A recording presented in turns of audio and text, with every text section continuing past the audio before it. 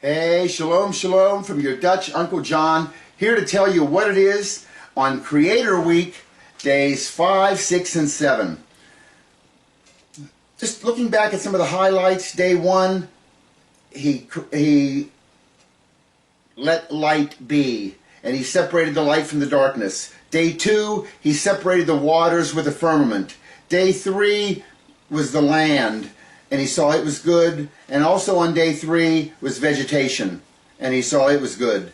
Day 4 was he put the sun, or the greater light, the lesser light, and the stars also. For signs in Moedim, please watch the earlier versions here. And now let's move on to day 5. Genesis 1, verse 20. And God said, "Let the waters teem with swarms of living creatures, and let birds fly over the earth in the open expanse of the heavens." And God created the great sea monsters and every living creature that moves, with which the waters swarmed after their kind, and every winged bird after its kind. And God saw that it was good. Okay, a couple things here. One, here he's using that word bara for created the great sea monsters and every living creature that moves. So this bara, this is the same word he uses in the verse 1, second word of the Bible, Bereshit bara Elohim, bara, to create from nothing. Okay, so this is the second time he's used that. I told you earlier that there were 3 times in Creator Week where he's going to use this word bara. Here's the second one. And the other thing that I notice is he talks about after their kind. He mentioned it twice. He mentioned it here with the birds and with the fish. And if I remember, back on day 3, this is Genesis 1:11. He said, and it says, "And God said, let the earth sprout vegetation, plants yielding seed, and fruit trees on earth bearing fruit after their kind with seed in them. And it was so. And the earth brought forth vegetation, plants yielding seed after their kind, and trees bearing fruit with seed in them after their kind, and God saw that it was good." Notice back on day 3, 3 times he says after their kind. And now he's saying it 2 more times, that things are reproducing after their kind. Okay, another thing in verse 21 that catches your attention is these great sea monsters. What are these that he's talking about? If you go ahead into Psalm 104, starting verse 25, it says, "There is a sea, great and broad, in which are swarms without number, animals both small and great. There the ships move along, and Leviathan, which you have formed to sport in it." Okay, this word Leviathan, in English, Leviathan is just a very large animal of some type. It's not a specific animal. But here, he's calling it Leviathan. Okay? And you also see it in the book of Job. Look in Job 41. God is asking Job, "Can you draw out Leviathan with a fish hook, or press down his tongue with a cord? Can you put a rope in his nose, or pierce his jaw with a hook? Can you fill his skin with harpoons, or his head with fishing spears? I will not keep silent concerning his limbs, or his mighty strength, or his orderly frame." Verse 13, "Who can strip off his outer armor? Who can come within his double mail? Who can open the doors of his face? Around his teeth there is terror. His strong scales are his pride, shut up as a tight seal." Look at this, verse 18, "His sneezes flash forth light. Out of his mouth go burning torches, sparks of fire leap forth. His breath kindles coals, and a fire goes forth from his mouth. The sword that reaches him cannot avail, nor the spear, nor the dart, or the javelin. He regards iron as straw, bronze as rotten wood. His underparts are like sharp potsherds." What animal is he describing here? It's got scales, it's fire breathing. what is this thing that was created? And if it was created bara, where is it now? We're going to answer that in a second. But look also in Job 40, verse 15, starting. It says, behold now, Behemoth, which I made as well as you. He eats grass like an ox. All right, what is this? Behemoth, again, that's just a word in English for a big animal. What animal is it? He eats grass like an ox. Sounds kind of like an elephant. Verse 16, behold now, his strength in his loins and his power in his muscles of his belly. Verse 17, he bends his tail like a cedar. Well, that rules out an elephant. If his tail is like a cedar is this huge tree. An elephant's tail is like a piece of rope. So here we've got Leviathan, we've got Behemoth, we've got these big animals that God had bara, that he created on day 5. And where are they?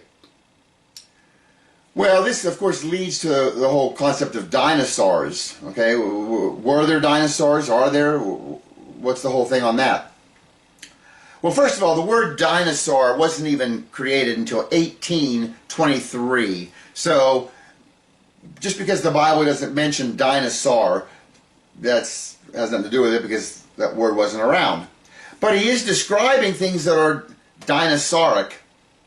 Okay? I think he created these dinosaurs on day 5. This whole thing with, millions of years, I don't believe it. Okay? The earth, 6,000 years old. That is a young earth we're dealing with. And all this creation stuff happened 6,000 years ago. Was the earth older than that? Don't know what the actual beginning was, but the animals, day 6, 6,000 years ago, or day 5 and day 6. Okay, well, so they were created on day 5, all these great creatures. And what happened to them? Well, remember back on day 2, whenever God separated the waters with a firmament.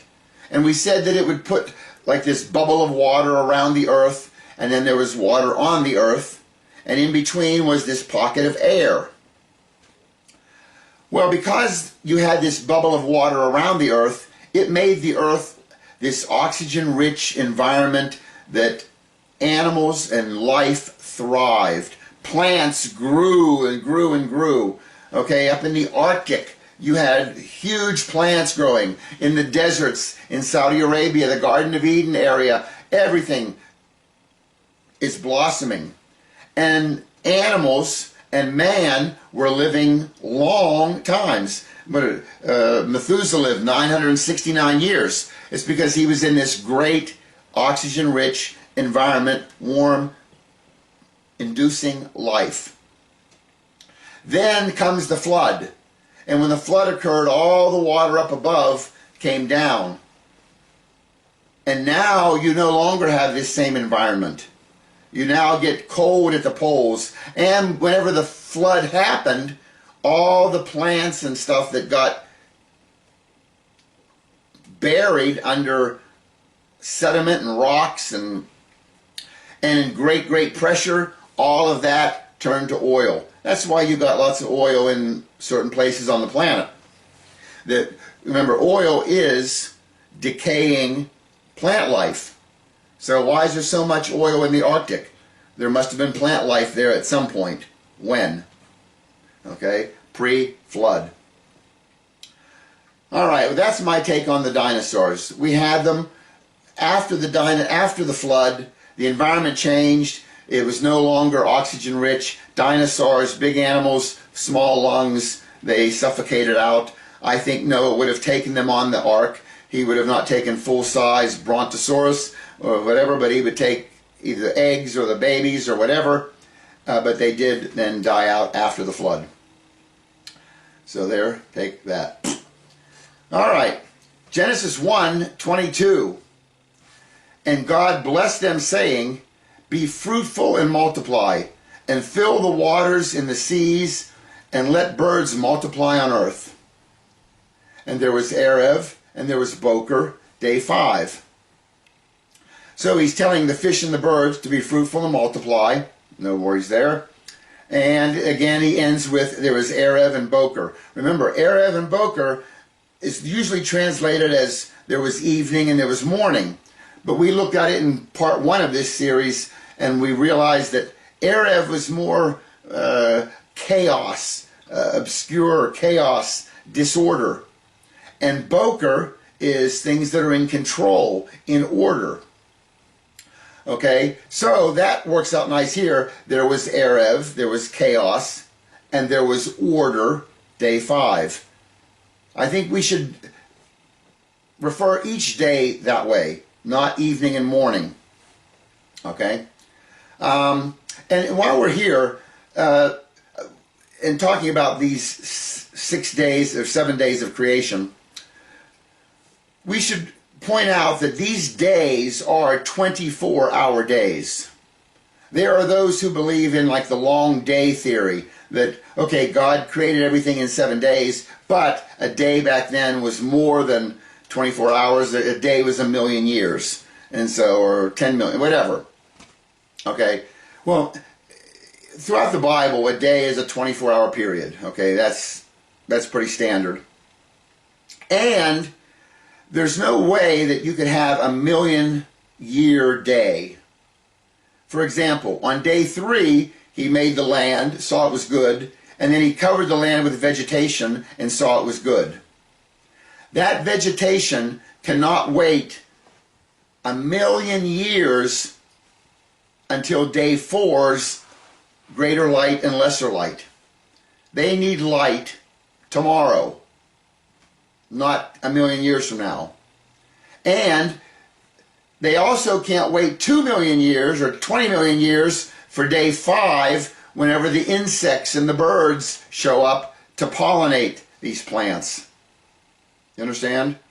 So they have to be 24-hour days, and if they weren't, God would have mentioned it, and he didn't. So there. Okay. Day 6. Genesis 1:24, starting, and God said, let the earth bring forth living creatures after their kind, cattle and creeping things, and beasts of the earth after their kind.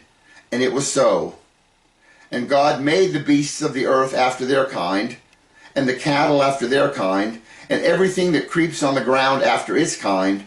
And God saw that it was good. Wow, a lot there.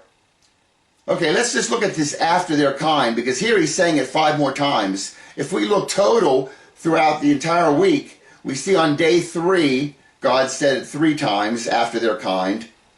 And on days 5 and 6, he said it 7 times total, for a total of 10 times all week. So I think he's pointing out that animals and plants reproduce after their kind. He must have known that there was going to be these crazy people who started pushing this theory of evolution, that we evolved from slugs or slime or monkeys or whatever. And it's no, we were created in the image of God, as we're going to see in a few verses. And we were not evolved from some lesser being. And so he makes a point of saying it 10 times, that things reproduce after their kind. Okay? So much for the theory of evolution. Just remember, an elephant plus an elephant equals an elephant. And a rhinoceros plus a rhinoceros equals a rhinoceros. And what would you get if you crossed an elephant and a rhinoceros? Elephino. Okay, now, Genesis 1:26. This is the big one. And God said, let us make man in our image, according to our likeness, and let them rule over the fish of the sea, and over the birds of the sky, and over the cattle, and over all the earth, and over every creeping thing that creeps on the earth. All right, we've done this talk, this little bit in a lot of different videos, but it's so important. He's creating man, and he says, let us make man in our image according to our likeness. Notice, first of all, he's using plural pronouns, again, referring back or pointing to his complex unity the three, there's plural. And in English, when it says, in our image, according to our likeness, it begs the question, what's the difference between image and likeness? Well, remember, there are two different words in Hebrew. Let's get through them quickly. The one is betzomenu. In betzomenu, the ba in front is in. The enu at the end is our. The core word there is sal. Sal represents a shadow, or the phantom, the spiritual side. And kiddumatenu, the ke is two, the enu is our. The root word, the core there is dam. Dam is the Hebrew word for blood. So he says, let us make man in our betzomenu, in our spiritual image, kiddumatenu, in our physical image. We are made spiritually and physically like God. This whole concept of spiritual and physical, it just goes all through the Bible. We see it in Genesis 1:1. In the beginning, God created the heavens, the spiritual, and the earth, the physical. We see it again in John chapter 3, verses 1 through 8, when Nicodemus, the Pharisee, comes to Yeshua by night. Okay, and he says he knows that he has come from God, and Jesus tells him that he must be born again. Nicodemus says, how can a man be born when he is old? He can go back into his mother's womb. And Jesus said, truly, truly, I say to you, unless one is born of water and the Spirit, he cannot enter into the kingdom of God. You see, he's pointing out this whole spiritual and physical. You have to be born of the water, that's the physical, and of the Spirit. Okay?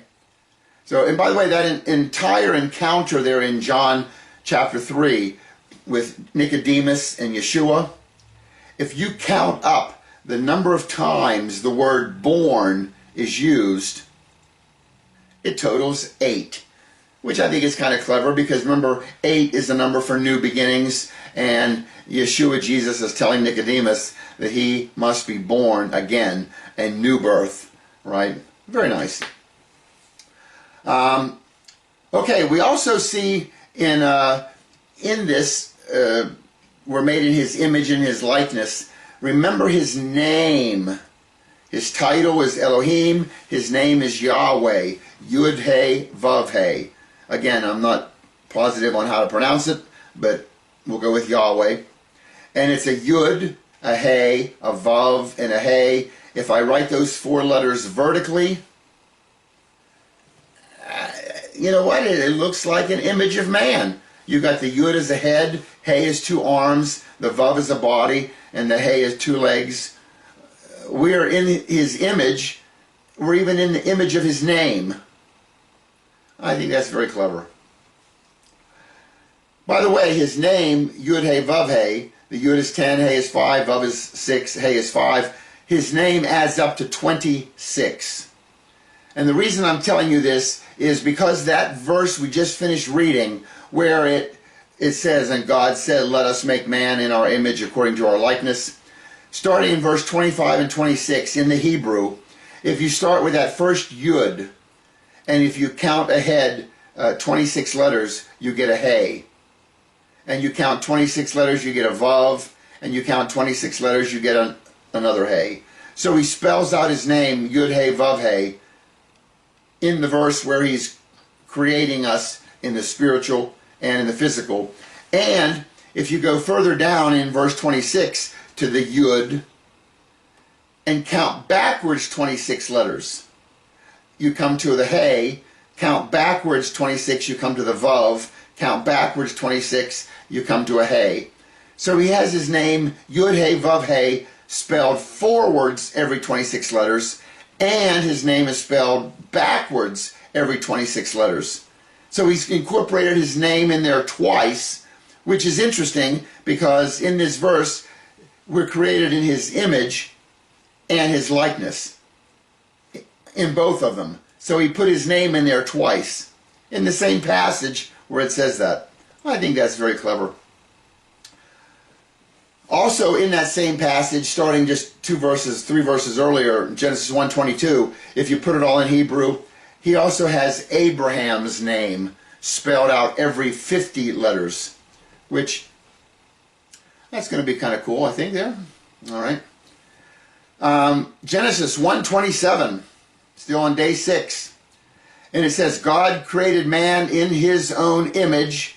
In the image of God he created him. Male and female he created them. All right. What do we need to point out here? There's the in verse 27 it says, God created man in his own image. That word image that he's using here is the Betzomenu. Okay? He's not talking about here about anything physical here. This is spiritual. God created man in his own Betzomenu, spiritual image. And notice he's using bara again. This is the third time in Genesis where creating out of nothing. Okay? And so he's creating the spiritual side of man. In the Betzomenu of God, he created him. Male and female, he created them. So Genesis 1:27 is the creation of man, but the spiritual side. If you jump ahead to Genesis 2:7, it says, and the Lord God, Yahweh Elohim, formed Adam, man, of the dust of the ground, Adamah, and breathed into his nostrils the breath of life, and man became a living soul. Notice in 2:7, this one doesn't talk about the Betzomenu. This one's talking about the Kidmatenu, the physical side. This is where God actually takes the dust and forms man. You got it? And it's interesting, man is the word Adam. Adam is an Aleph, Dalet, Mem. Aleph is God's letter. Dalet Mem spells Dam, spells blood. So you take God and blood, Aleph and Dam, and put them together, you get man, Adam, the Hebrew word for man. And it's kind of clever. No, it's not kind of clever. It's extremely clever that he took this Adam and he made it from the Adamah. Adamah is the Hebrew word for the ground, the dirt, the dust. Okay? So we actually are from the dust. Our name, Adam, comes from Adamah. And then he breathed into the nostrils the breath of life, and man became a living soul. Notice, in this 2:7, it's now saying that Yahweh Elohim, the Lord God, formed. If you'll notice, all through Genesis chapter 1, he is referred to as Elohim. Elohim, his title, God, God, Elohim, Elohim. I don't know how many times it says that. It's a lot. He's not known as or referred to as Yahweh Elohim until after man is created in Genesis chapter 2. Well, that's kind of interesting. I'm sure he had the name prior, but we were not given the name. And we're not given the name maybe because there was no man to use the name to worship him. It wasn't until man is created, chapter 2, that he's known as Yahweh Elohim. Okay, Genesis 1:28. It says, and God blessed them. We're talking about this man and wife, or this, not man and wife yet, this man and woman, okay, that God created, Betzomenu, in his image. God blessed them, and God said to them, be fruitful and multiply, and fill the earth and subdue it, and rule over the fish of the sea, and over the birds of the sky, and over every living thing that moves on earth. You know, this is kind of interesting. This is the first command to mankind from God. God blessed them and said, be fruitful and multiply and fill the earth and subdue it. Right? He was just created a verse ago. This is the first command. I'm wondering, what is the last command that God gave to man?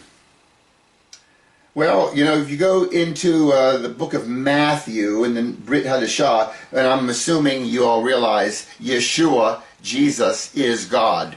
And he was God who left his throne, came to earth to be our sacrifice, our perfect, innocent korban.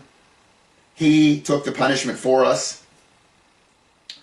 So when he was down here on earth and he's as a man, and at some point he's about to go back, and before he goes back, he gives his last command to man, and it is Matthew 28:19. Go therefore and make disciples of all the nations, baptizing them in the name of the Father and the Son and the Holy Spirit, teaching them to observe all that I command you, and lo, I am with you always, even to the end of the age.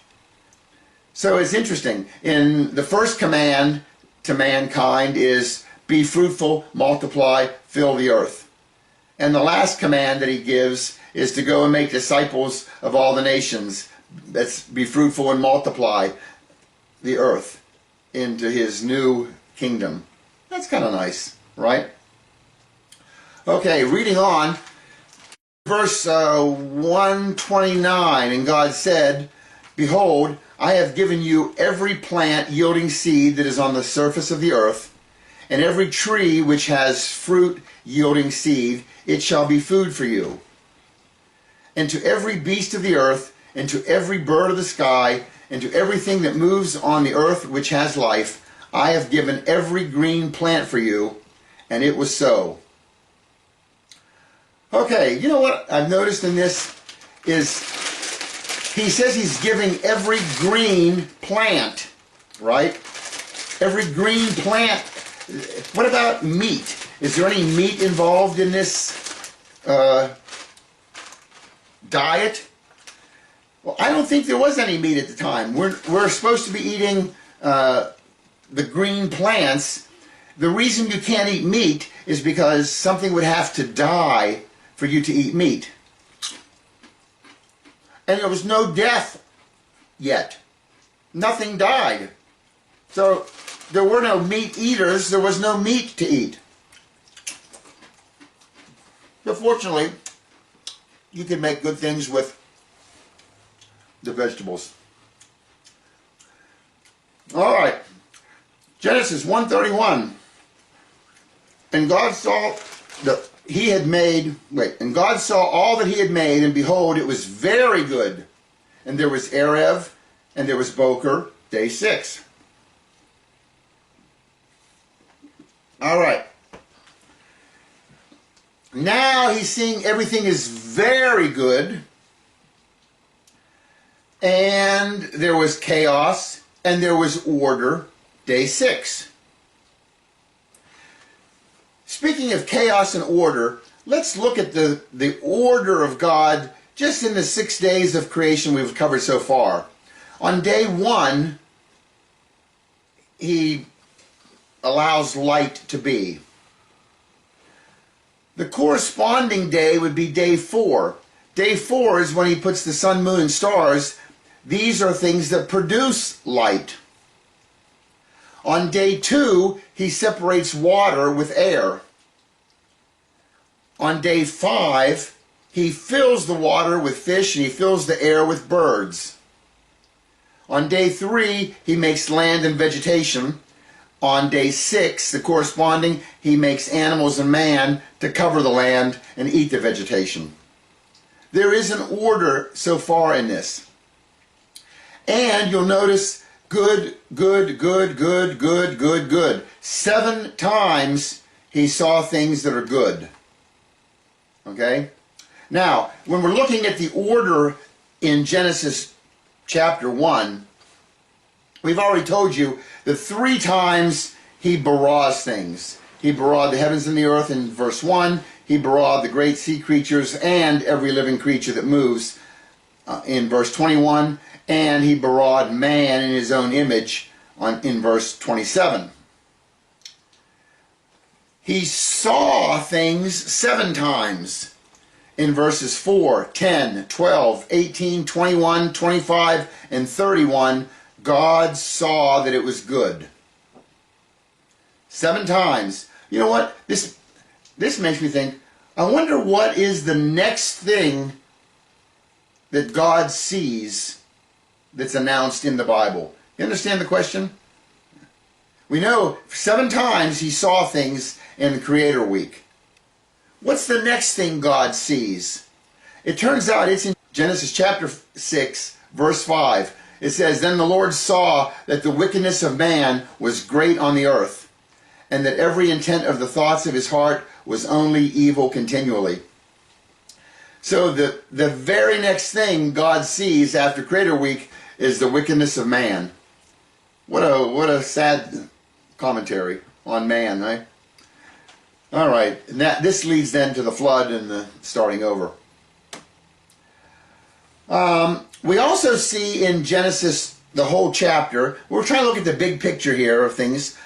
God commanded 3 plus 7 times. He commanded 10 things in Creator Week. Verse 1, or number 1, verse 3, be light. There was a command. The second thing he commanded, let there be an expanse in the waters. Let the waters below be gathered into one place. Let the earth sprout vegetation. You see these commands? He made 10 of them in Creator Week. And those 10 commands followed Genesis 1:1. And what's Genesis 1:1? 7 words and 28 letters. 28 is 7 times 4, right? There is one other verse in the Bible that has 7 words and 28 letters. It's Exodus 20, verse 1. And it says, "And God spoke all these words, saying." That verse has 7 words and 28 letters. And what do we know follows 7 words and 28 letters? 10 commands. Every time you see 7 words and 28 letters, it's followed by commands. And here in Exodus 20, he gives the 10 commandments. "You shall have no other gods before me. You shall not make any graven images. You shall not take the name of the Lord your God in vain. Remember the Sabbath day to keep it holy. Honor your father and your mother. You shall not murder. You shall not commit adultery. You shall not steal. You shall not bear false witness against your neighbor. You shall not covet." How clever. How clever. Okay. More into his order in Genesis 1, the whole chapter. The first 3 verses contain 3 cubed words. 3 cubed is 3 times 3 is 9 times 3 is 27 words in Genesis 1.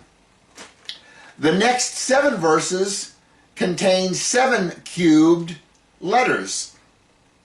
7 cubed. 7 times 7 is 49 times 7 is 343. Remember all the 3s and 7s and 37s and 73s and 137s that he's weaving in. Well, here he's doing it again. And then after the next 21 verses is the rest of the chapter. And 21 verses is 3 times 7. So he gives you the number of, in Genesis chapter 1, he gives it to you in the number of words, 27, 3 times 3 times 3, the number of letters, 7 cubed, and the number of verses, 3 times 7. There's his 3s and 7s weaving in even more. Okay, now, while we're talking about Creator Week, excuse me, I wanted to know how many words did he use to explain this creation. So I'm going to go back through and I'm going to mark down all the unique words in creation. In Genesis 1:1, Bereshit. Well, that's a unique word. We haven't seen it before in the Bible. How could we? It's the first verse. It's the first word. Bereshit is a unique word. Bara is a unique word. Elohim.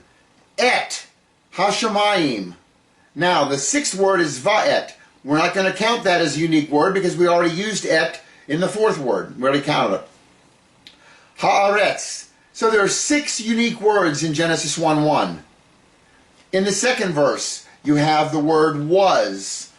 And I'm going to put all the forms of be. Was, is, were, will be. That's all one unique word. But there's was. Formless, tohu, vabohu is a unique word. Choshek, darkness. You understand? We're going to add them all up. Spirit. Verse 3, you have said. God said, be light. Light is a unique word. Be, we've already counted. And we're going to just go through and write them, all the unique words. Verse 5, day and night. Verse 6, he has a firmament, rakia. Remember this one? Okay, verse 12. No, it wasn't 12. Verse 8, he talks about day 2, right? The second day, day 2. Verse 10, he talks about the seas. 11, we got trees and plants and seeds and sprouting. Okay, the day 3 is, the word 3 shows up in verse 13. Greater light, lesser from day 4. Here they all are, right? Cattle on day 6. Ground, adamah. Food, that's a nice word. Male and female show up in verse 27.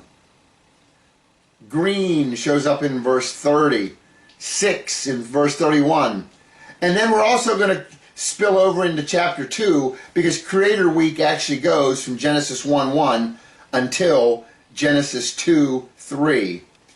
So in this 7th day, you have the word Shabbat, sanctify. Okay.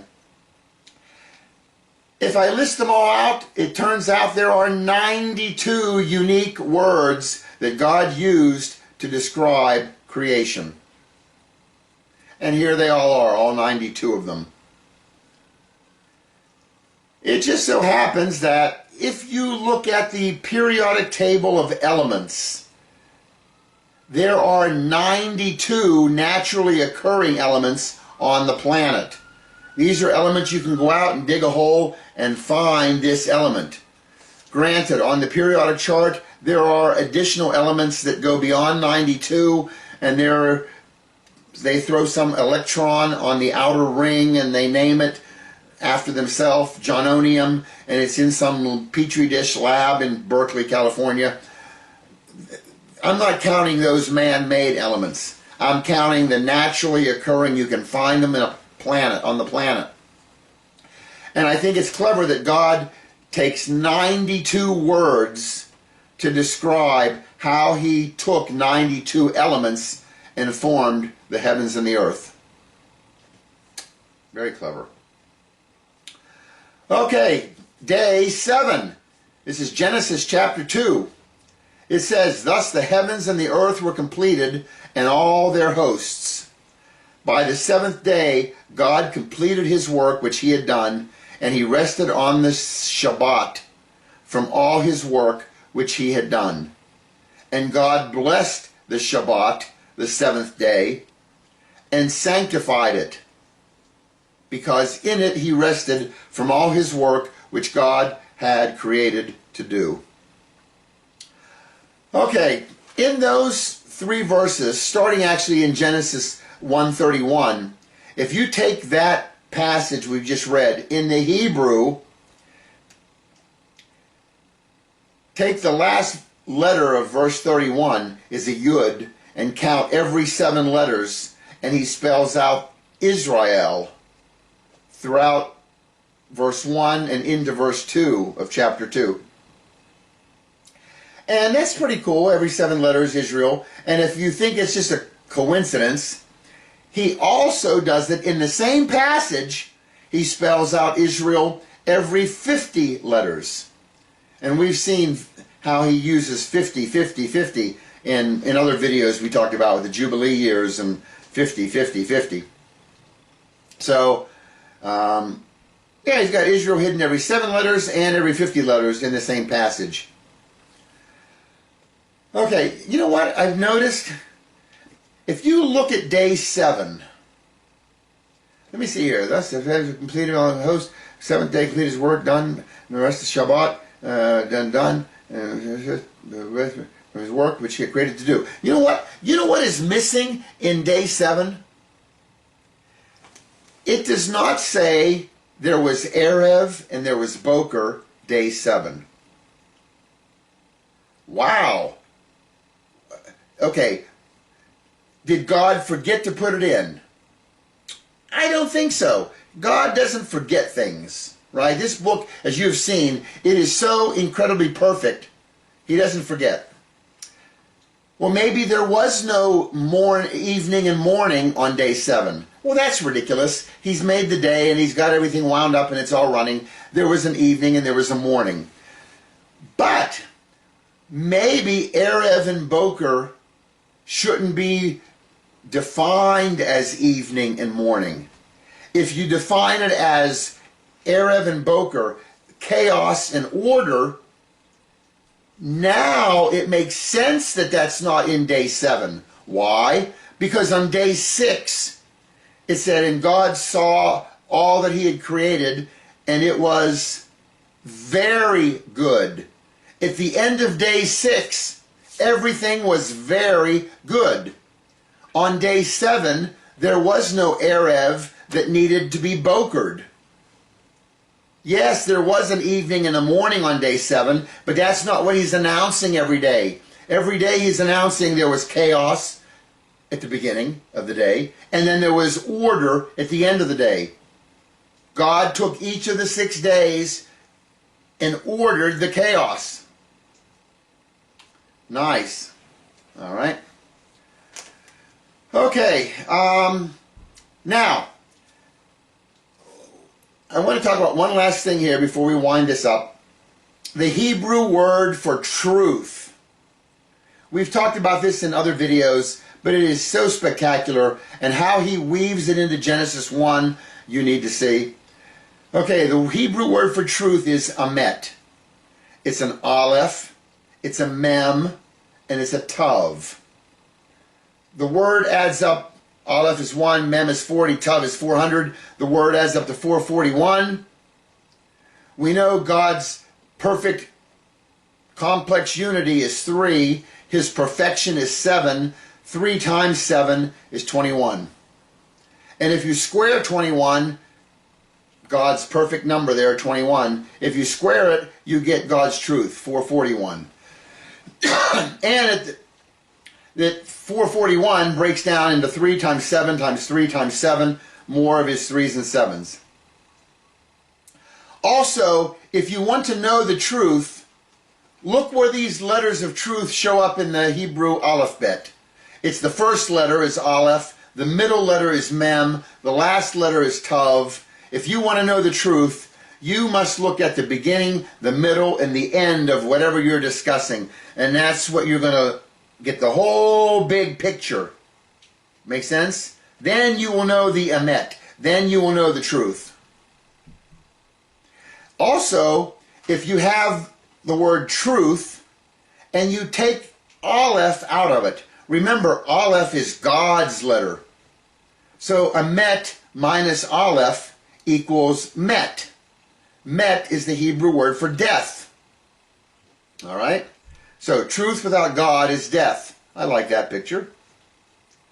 Another thing about truth is every letter of truth stands on 2 legs.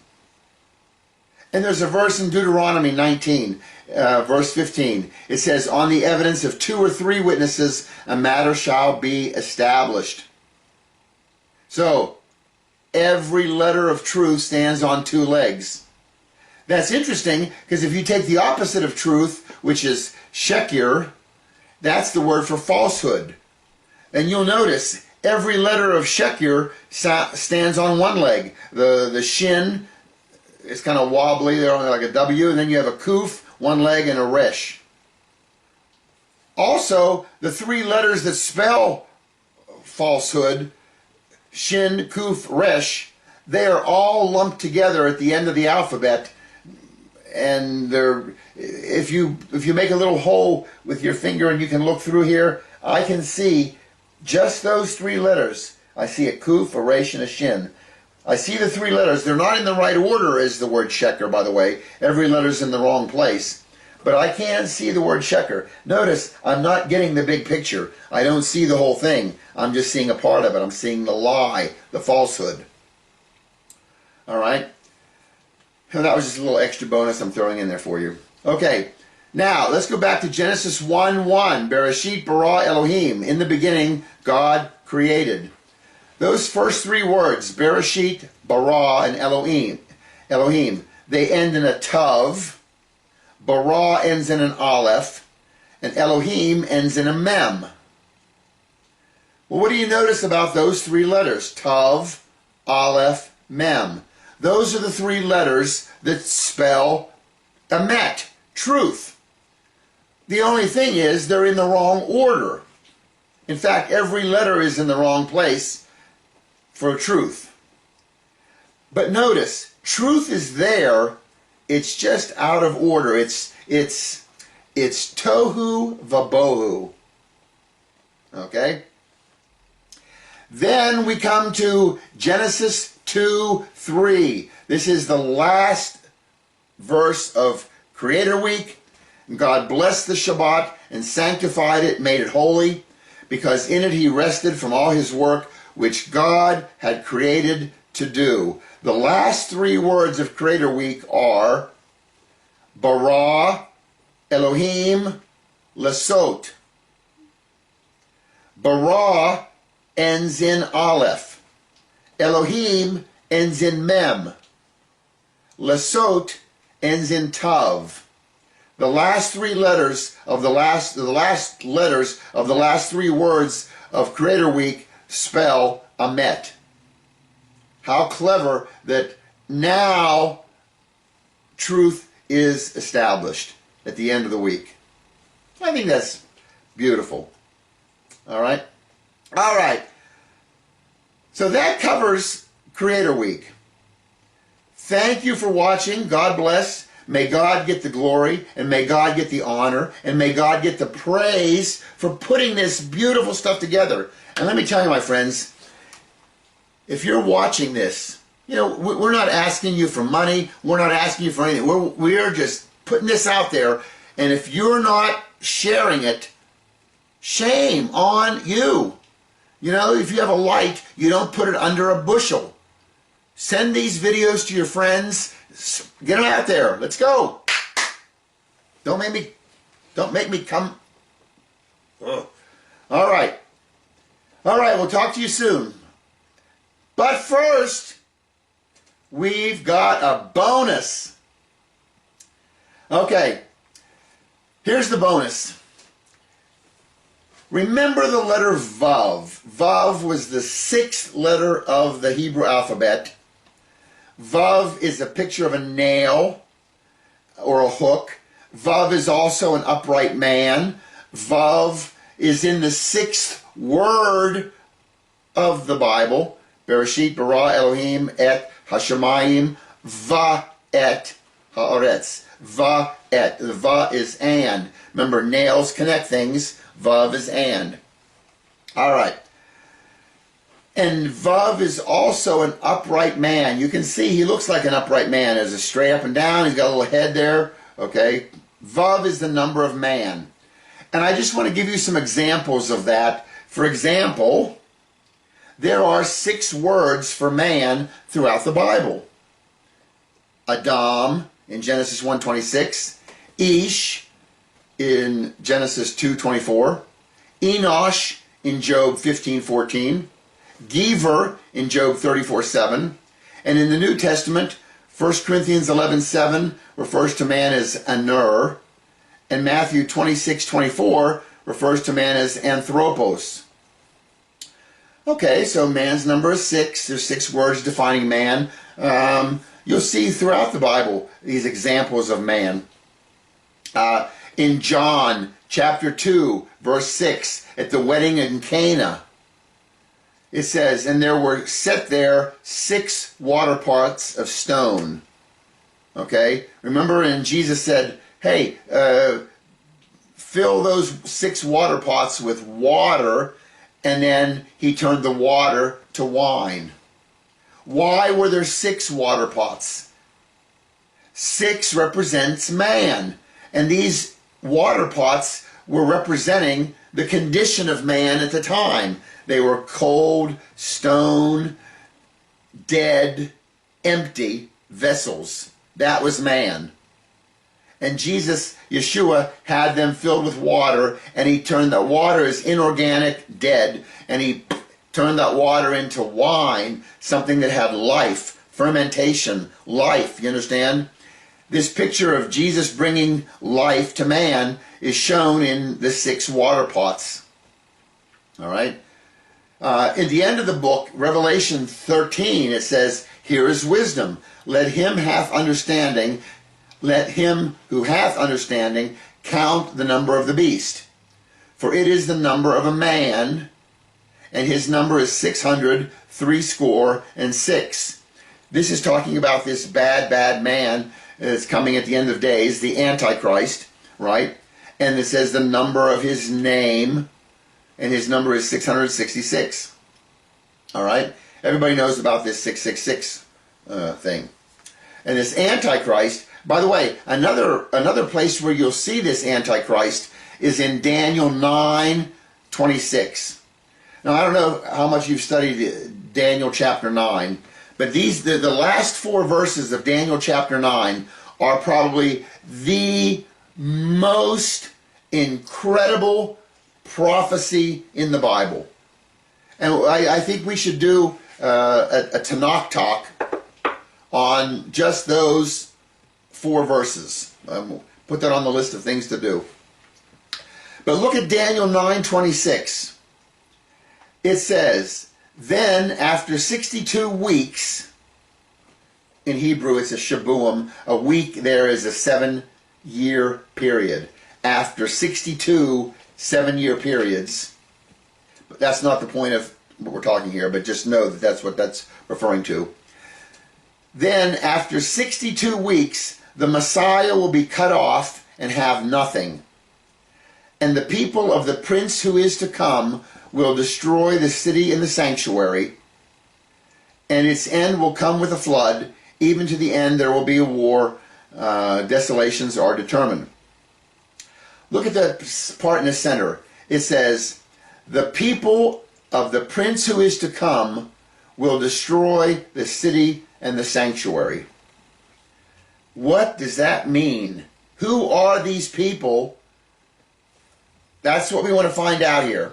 Watch. The people, we don't know who they are right now. The prince who is to come, this is one of the names of Antichrist. Okay? So now it can be read, the people of the Antichrist will destroy the city and the sanctuary. Remember, this is a prophecy that Daniel's making, is something that's going to happen. This is made 300-400 years before Jesus shows up. You understand? So this is long before, and it says, he's predicting, he's prophesying that the people of the Antichrist are going to destroy the city and the sanctuary. What's the city? The city is Jerusalem. What's the sanctuary? That's the temple in Jerusalem. So it says, there's some people, the people of the Antichrist will destroy the city and the sanctuary. Anybody know, anybody remember who destroyed the city, Jerusalem, and the temple? In 70 AD, the Roman army, led by the future Emperor Titus, he's the one who besieged and conquered Jerusalem. And the siege ended on August 30 of 70 AD with the burning and the destruction of the Second Temple. So now we know who destroyed the city and the sanctuary. It was the Roman future Emperor Titus. So the Romans will destroy the city and the sanctuary. That's what you can say. And who are the Romans? They are the people of the Antichrist. They are the people of the prince who is to come. looking back from this year, you can look back and you can see history and how it was fulfilled. But Daniel had no idea that these people from the Roman Empire were going to destroy the city and the sanctuary. Okay? So we know Antichrist comes from the Roman Empire. And there's going to be a revived Roman Empire. It never really did die away. The Roman side of it died off in like 476. And then there was the Western Roman Empire. And the Eastern Roman Empire, the one based in Constantinople, it flourished until around the 1500s and the Ottomans, and then it kind of fizzled away. But none of them were completely destroyed. And remember, the Roman Empire is massive. When I say Roman Empire, I'm not talking about Italy. There was no Italy during Jesus' time or during Daniel's time. I'm not even talking about Vatican or anything about that. We're talking about the Roman Empire. It covered all of North Africa. It covered Europe. It covered all the way up into England, all the way up to Hadrian's Wall, up near the Scottish border. It was in Ukraine. It was in the Middle East. The Roman Empire was massive, okay? And so when it says the people of the Antichrist will destroy the city and the sanctuary, it's the people of the Roman Empire, okay?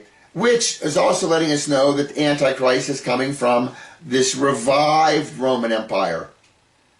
Where is he coming from? Is he coming from Italy? Maybe. I don't know. It could be North Africa. It could be Northern England. You understand? Roman Empire. Speaking of the Roman Empire and the Roman things, remember your Roman numerals. The first 6 Roman numerals, you have I and V, X, L, C, and D.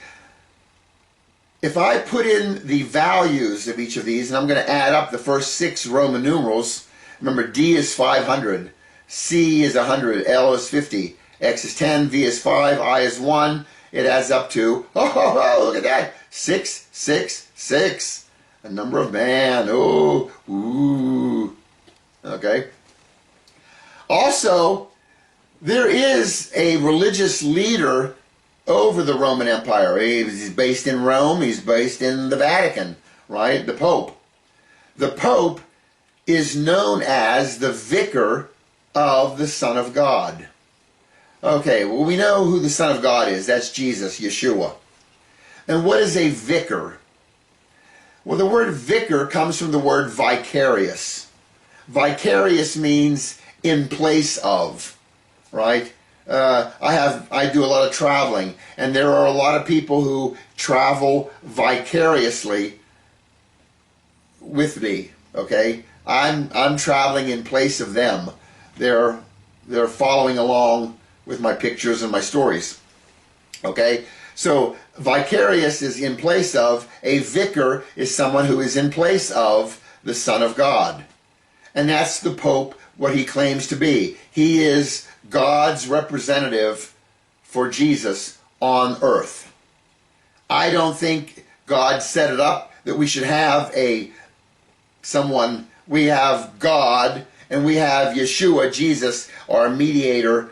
He is the mediator, and we can talk to God through Jesus. We don't need this earthly man who is taking the place of Jesus. You understand? That's my belief. But his title in the Latin is Vicarius Filii Dei. All right? And you notice that some of those letters are Roman numerals. The V, vicarious, and there's an I and there's a C. Okay? And there's the U. Remember, in the U, they always make it into a V. Filii Dei. Okay? And we look at just the letters in his title that have Roman numerals in them, and we add them all together, and it also adds up to 666. This Antichrist character is going to be coming from the revived Roman Empire, of which the Vatican is the spiritual leader of this revived Roman Empire. The Vatican, I think, is the modern day morphing of Babylon. Babylon was the original kind of enemy of Israel, and this is the new Babylon, read Revelation 17, and it'll explain very well. We're talking about the Vatican here. Anyway, again, thanks for watching, and we'll talk to you soon. God bless. Bye-bye.